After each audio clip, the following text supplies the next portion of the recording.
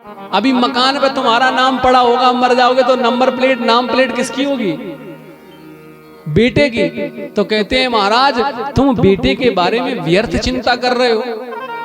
अरे बेटा नाम बढ़ाता नहीं, बेटा नाम कटवाता है। इतनी बात कही महाराज, बोले तुम तो मेरे जले पे नमक छिड़क रहे हो, अब तो और जोर जोर से रोने लगे। अब तो हम जरूर मरेंगे और तुम्हारे आंखों के सामने मरेंगे, तुम्हें ब्रह्म हत्या का पाप लगेगा।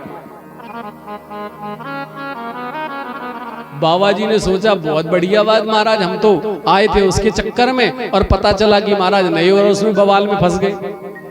बोले अब तो हम जरूर मरेंगे। लेकिन उनके घर में इतनी बात सुनी तो बाबा जी ने कहा मरो नहीं। यहां पे लिखा उन्होंने कथम रोदसी विप्रक्वाता चिंता बलियसी, महात्मा जी ने पूछा है। और जब ज्ञान दिया मुंच ज्ञानम प्रजारूपम बलिष्ठोप कर्मणा गति। अरे महाराज आप चिंता न करो, कोई किसी का नहीं है। जब ये सारी उपदेश दे रहे थे तो बाबा जी से कहा कि महाराज उपदेश सुनने नहीं आए, हम अपनी जान दे देंगे। जब मरने को पंडित जी तैयार हो गए तो बाबा जी ने बांह पकड़ ली, बोले मरो नहीं। एक फल लिया और फल लेकर के महात्मा के हाथ में दिया, महाराज पंडित जी के हाथ में दिया और कहा जाओ अपनी देवी जी को ये खिला देना।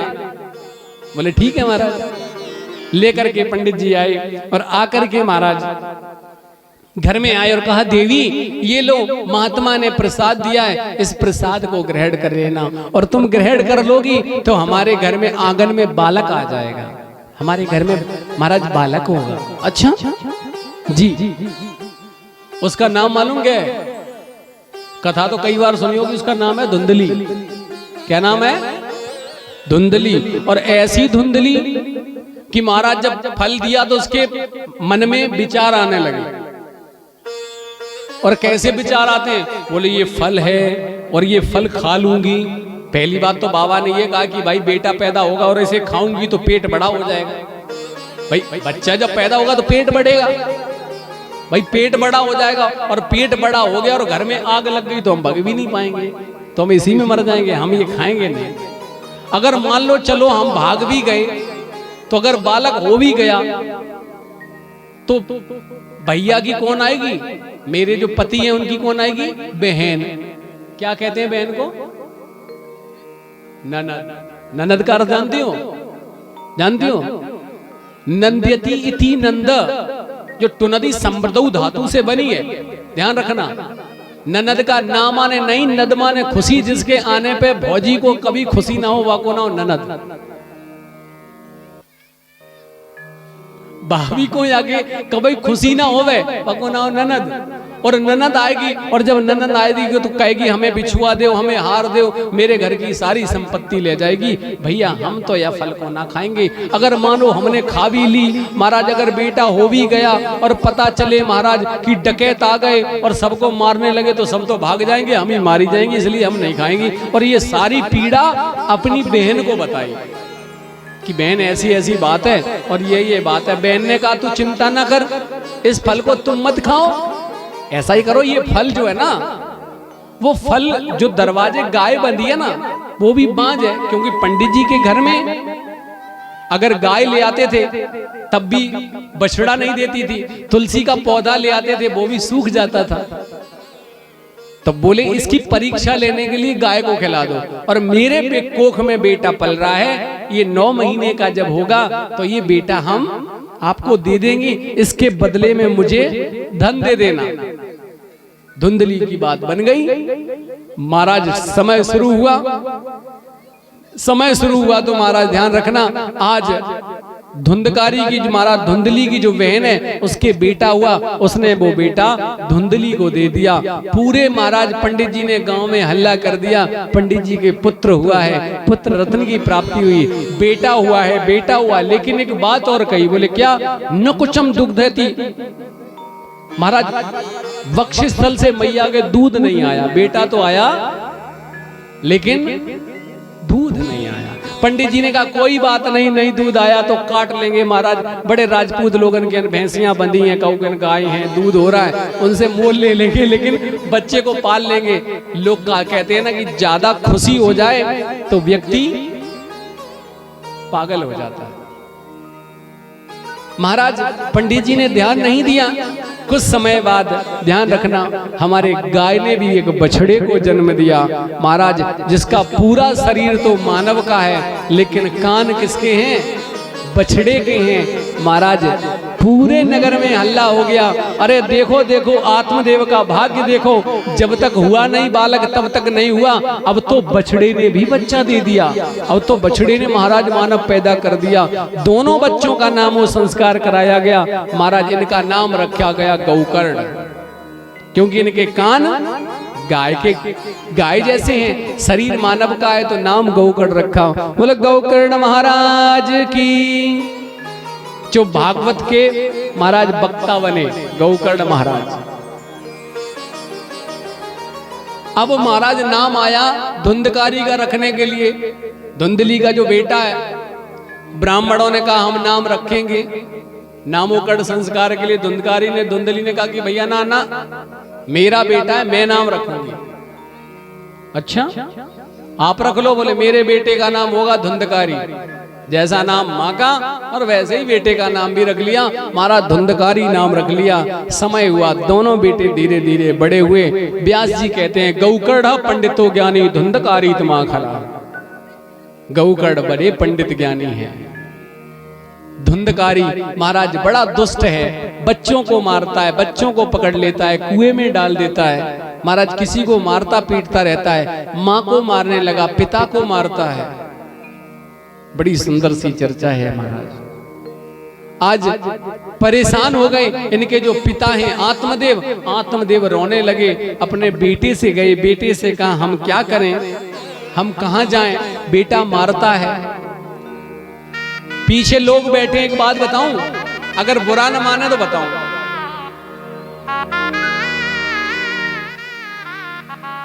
माताओं आप लोगों को भी बता रहे, ध्यान से सुनना। तुम्हारा बेटा अगर तुम्हें गाली दे रहा है, तुम्हारा बेटा यदि तुम्हें मार रहा है, तुमसे अपशब्द बोल रहा है, बोले ना बोलो, चलो बोले दे, बुरा मत माना, ठीक है महाराज। अगर तुम्हारा बेटा तुम्हें गाली दे रहा है तो कहीं ना कहीं कमी है, या तो अपनी मैया में कमी है या उस भैया में कमी है ना। अपना खून कभी गाली,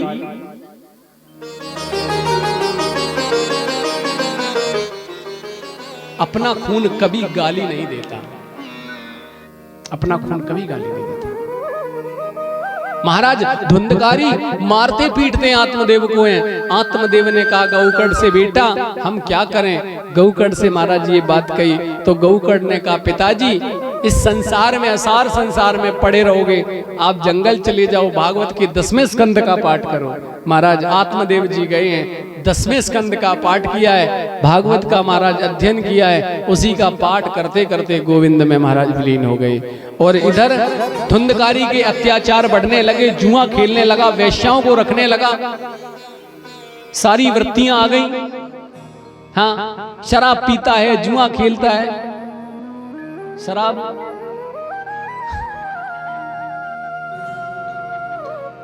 भैया ये बताओ शराब किस किस के घर में पी जाती है, हाथ उठाओ।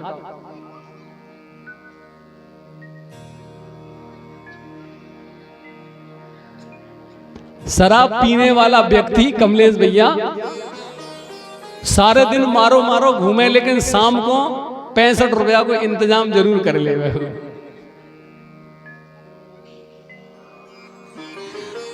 सारे दिन कोई काम न करे और भगवान जाने कहां से बाबू उतना इंतजाम हो ही जावे। वो चोरी करे, चकारी करे या कुछ भी करे, लेकिन शाम को इंतजाम कर ले, वो शाम को टल्ली मिले।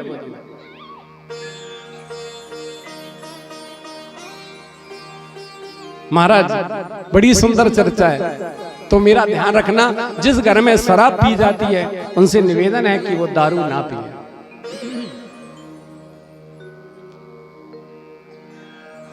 महाराज उनसे निवेदन है कि वो महाराज दारू ना पिए, शराब ना पिए, मदिरा के काम न्यारे बिक जाएंगे घर और द्वारे। घर भी बिकेगा और दरवाजा भी बिकेगा। महाराज ध्यान रखें, आज जो धुंधकारी है, धुंधकारी ने महाराज आज वैश्याओं का संग किया। एक दिन अपनी माँ से बोला माताजी वो गड़ा हुआ धन है वो कहाँ है। जो मेरे पिता ने चुपचाप बैंक अकाउंट में रखा है वो बता दो। माँ ने कसम खाई कि अब कुछ नहीं बचा, तूने बर्तन भाड़े तक तो बेच दिए घर के, अब पैसे कहाँ बचे। तो महाराज भागवत में लिखा है कि महाराज धुंधकारी ने लिखा कि लातया न चेत, अपनी माँ को लात से मारा।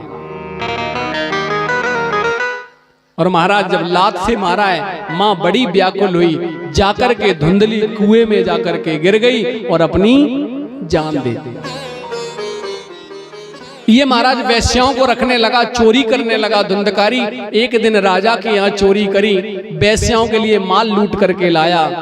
वैश्याओं ने देखा बड़ा धन है, अब तो पैसे वाले बन गए, लेकिन सुबह होगा राजा धन की खोज करवाएगा और ये धुंधकारी पकड़ा जाएगा, इसके साथ में हम भी पकड़ी जाएंगी और हम जेल जाएंगी, मारी जाएंगी। तो क्या करें, महाराज सारी वैश्याओं ने मिलकर के इसको पकड़ लिया, पकड़ करके चारपाई से बांध दिया और बांध करके गरम गरम कोयले अंगारे इसके मुंह में जबरदस्ती एक महाराज लठ से लेकर के इसके मुंह में ठास दिए और महाराज उसी से इसकी हत्या कर दी, उसी से मार दिया। उन वैश्याओं ने मार दिया और जब ये मार दिया महाराज तो मर करके ये विशेष प्रेत बना। क्या बना? प्रेत। और ये ऐसा प्रेत बना, एक बात ध्यान रखना, कुछ लोग अकाल मृत्यु मर जाते हैं तो प्रेत बनते हैं, इसमें कोई दो राय नहीं है, क्योंकि प्रेत आत्मा है। गीता में साफ लिखा है कि भूतों में भूत मैं हूं। परंतु जो जिंदा पे परेशान करता है वो मरने पे के बाद भी परेशान करता है। अगर गलत व्यक्ति प्रेत आत्मा की जो आत्मा रूह होती है, अगर वो मर भी गया ना तो मरने के बाद भी परेशान करेगी।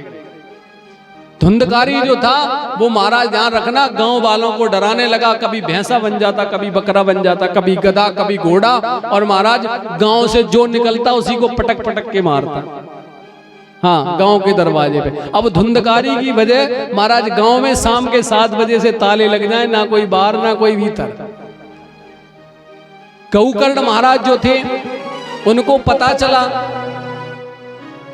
उन्होंने महाराज गया में पिंडदान किया, धुंधकारी का गया में पिंडदान किया। और पिंडदान करने के बाद महाराज अपनी नगरी आई हैं, लौट के अपने घर में गई हैं तो देखा कि खंडर घर हो गया था, कुछ भी रहा नहीं था, धुंधकारी ने सब कुछ बेकार कर दिया था। लेट गए हैं और लेट जाने के बाद रात्रि में धुंधकारी जो है महाराज वो बकरे का रूप लेके आ गया, कभी घोड़े का रूप लेके आए, कभी गधे का रूप लेकर के आए। गौकर्ण महाराज बड़े ब्रह्मज्ञानी थे, बड़े तपस्याशील थे, बड़े ही पूजनीय थे। हाथ में कमंडल में जल लिया और जल लेकर के महाराज जैसे ही उस पर मारा उसकी वाणी स्फुटित हो गई। और जैसे ही वाणी स्फुटित हुई तो बोलने लगा कि अहम भ्राता त्वदीयोऽस्मि धुंधकारीत नामतः स्वकीयेनैव दोषेण ब्रह्मतम नासितम मया। महाराज हम आपके भाई हैं और मेरा नाम धुंधकारी है। हमने इतने बुरे कर्म किए कि मेरा जो ब्रह्मणत्व था वो नाश हो गया। गौकर्ण महाराज ने कहा मैंने गया में पिंडदान किया, गया में जो पिंडदान किया उससे कुछ नहीं हुआ। बोले ऐसे पिंडदान 1000 करना भैया, फिर भी मेरा उद्धार तो जो प्रेत बन जाए। आप लोग गया में जाते हो, हड्डियां सिराते हो, तो जरूरी नहीं है कि वो प्रेत आत्मा को उद्धार मिल जाए। गंगा में जाते हो, गंगा में स्नान करने से प्रेत आत्मा को जरूरी नहीं कि उद्धार मिल जाए, क्योंकि गौकर्ण महाराज को गया में पिंडदान दिया धुंधकारी के नाम का, लेकिन उद्धार नहीं हुआ। गौकर्ण महाराज से कहा चिंता न करो, हम कुछ ना जरूर विचार करेंगे। सुबह हुआ, महाराज सुबह सूर्य को जल दे रहे थे तो सूर्य के चक्र को ही रोक दिया, और सूर्य के चक्र को रोक दिया और पूछ दिया महाराज मेरा भाई जो है वो प्रेत बन गया है, कोई उपाय बताइए। बोले गौकर्ण महाराज इसके लिए कुछ नहीं, केवल श्रीमद् भागवत की कथा करानी है। आज गौकर्ण महाराज ने श्रीमद् भागवत की कथा सुनाई है। और श्रीमद् भागवत की कथा जब सुनाई है महाराज, तो ध्यान रखना बड़ी सुंदर चर्चा है महाराज। पहला दिन जैसे ही कथा सुनाई तो धुंधकारी जगह ढूंढते रहे, बैठने के लिए कोई जगह नहीं मिली। एक फटा हुआ बांस पड़ा था महाराज मंच से पीछे, और उसी मंच के पीछे सप्त ग्रंथि का जो बांस था, धुंधकारी उसी में प्रवेश कर गए। पहले दिन की कथा हुई, पहली ग्रंथि फट गई। दूसरे दिन की कथा हुई, दूसरी ग्रंथि फट गई। 7 दिन हुए, 7 दिन में महाराज 7 ग्रंथियां फट गई। जैसे ही पूर्ण आहुति हुई, आरती हुई, और आरती होने के बाद जैसे ही महाराज गौकर्ण महाराज ने वृंदावन बिहारी लाल की जय बोली, वैसे ही चतुर्भुजी रूप में धुंधकारी प्रकट हो गया। किरीट मालिन महाराज, पीतांबर शरीर पे है, सुंदर आभूषण है, और महाराज एक विमान आया है धुंधकारी को लेने के लिए। महाराज धुंधकारी को लेने के लिए आया तो गांव वाले लोग खड़े हो गए, महाराज भागवत तो हमने भी सुनी है, मेरे लिए विमान क्यों नहीं आया? भाई भागवत तो सबने सुनी, अकेले धुंधकारी के लिए क्यों आया? तो उन्होंने कहा कि भागवत जैसे धुंधकारी ने सुनी वैसे तुमने नहीं सुनी। हाँ, अब श्रोता भी कई तरीके के होते हैं। एक होता है श्रोता, एक होता है सरोता, और एक होता है सोता। बोलो जय सिया राम। श्रोता तो वो होता है कि सार सार को गए रहे, थोता दे उड़ाए। भागवत में तो सारा सार ही है, भागवती सार है। लेकिन फिर भी श्रोता जो होता है, अपने मन की बात जो लगती है कि उसे ठीक लगी वो रख लेता है, बाकी व्यास जी के पास छोड़ देता है। और एक होता है सरोता। सरोता देखा, सुपारी काटता है जो, वो काटता ही रहेगा। व्यास जी ठीक है, ऐसा ठीक है, पंडाल ठीक नहीं बना, ये नहीं बना, ये वो उसकी कमियां निकालने में वो लगा रहता है। और एक होता है सोता, कहीं नींद ना आए तो कथा में हेमंत जी नींद आ जाए, कथा में बैठो नींद शुरू। हाँ जी तो ध्यान रखना महाराज। तो धुंधकारी ने जो कथा सुनी, आप लोग कथा सुन के जा रहे हो, एक नियम बना लो, कथा सुन के जाओ। जो कथा सुनी शाम को सब भोजन पानी करो, और उसके बाद 5 मिनट चर्चा जरूर करोगे। आज व्यास जी ने ये कथा सुनाई, ये प्रसंग बड़ा अच्छा लगा, ये बड़ा अच्छा लगा। ये कथा सुनने का मेन रहस्य। महाराज धुंधकारी चिंतन करते हैं, महाराज रात भर भजन करते हैं ठाकुर जी का, दिन भर भागवत सुनते हैं। महाराज ये बात देखी सुनी, महाराज ध्यान रखना, धुंधकारी जी का तो उद्धार हुआ, लेकिन गौकर्ण महाराज ने महाराज पुनः भागवत करी है उसी गांव में, दोबारा उसी डेट में दोबारा कथा सुनाई। सारे ग्रामवासियों को कथा सुनाई। ये भागवत का वर्णन है कि महाराज सभी ने ढंग से कथा सुनी, मनन किया, चिंतन किया, सभी को भगवान के पार्षद लेने के लिए आए। बोलो बांके बिहारी लाल की। तो महाराज ध्यान रखना कि संतों की महिमा बड़ी है, भागवत की महिमा बड़ी है। आइए 2 बार ठाकुर जी का नाम हम लोग बोलते हैं। और सभी से निवेदन है, साउंड वाले भैया से भी निवेदन है कि दिन हमारे पास पूरा था लेकिन 4 बजे बैठ पाए। हमें कल साउंड से भाई प्रॉब्लम ना हो। आप हमसे जो बुकिंग हुई है पैसे ले जाना, हम दे देंगे आपको पेमेंट वो वाली। आपका नुकसान अगर हो, अगर सही ना कर पाओ, क्योंकि हमें दिक्कत हो रही है बहुत। तो आपसे आपकी बुराई नहीं है, आपका साउंड अच्छा बोल रहा है नो डाउट, लेकिन थोड़ा सा इसका सुधार कर लेना थोड़ा भाई। कल मॉनिटर कुछ ना करो तो 4 मॉनिटर तो ले ही आना, तुम पे ना हो किराए पे ले आना, व्यवहार में ले आना। अगर तुम्हारे पास ना हो तो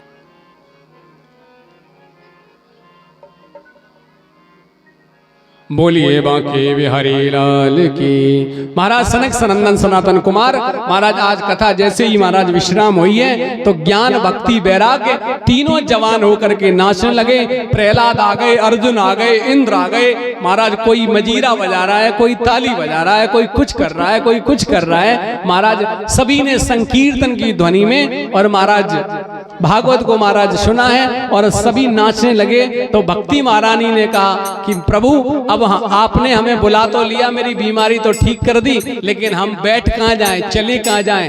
तो उन्होंने कहा देवी तुम्हारे लिए एक स्थान है, जिस भक्त का हृदय खाली हो, जिस भक्त के हृदय में जगह हो, उस भक्त के हृदय में जाकर के विराजमान हो जाइए। तो भक्ति महारानी और ज्ञान वैराग्य महाराज भक्तों के हृदय में विराजमान हुए। बोलो गोविंद भगवान की। महाराज इस तरह से महात्म्य भागवत का खत्म हुआ और प्रथम स्कंद की कथा कल से प्रारंभ। समय पूरा था मेरे पास, लेकिन बस वही है कि थोड़ी थोड़ी त्रुटियों के चक्कर में ये सब हो गया, लेकिन कल सब अच्छा हो जाएगा। आइएगा 2 बार ठाकुर जी का नाम सभी मिलकर। हेलो हेलो बोलिए बड़ा थोड़ा हेलो